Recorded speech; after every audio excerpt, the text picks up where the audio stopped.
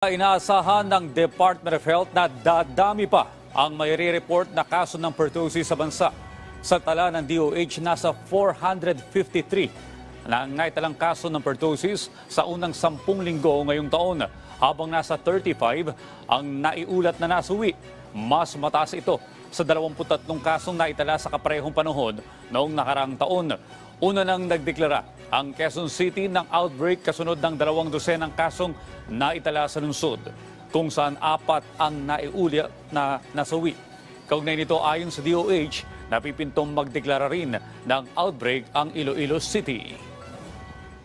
Bagamat marami ng lugar dito sa Metro Manila, kasi dun sa 453 cases, may 167 na nakumpirma, 38 dun sa National Capital Region, sinusundan yan ng 2 rehiyon. Yung po ay Calabar Zone at saka sa Central Visayas.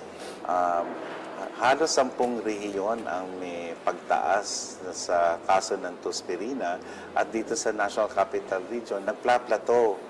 Ibig sabihin ay hindi tumataas katulad ng inaasahan natin. Subalit, binibilang pa po ang maaaring ma-report sa Department of Health, at magkakaroon po tayo ng update tungkol po sa mga pagbibilang po tungkol dyan.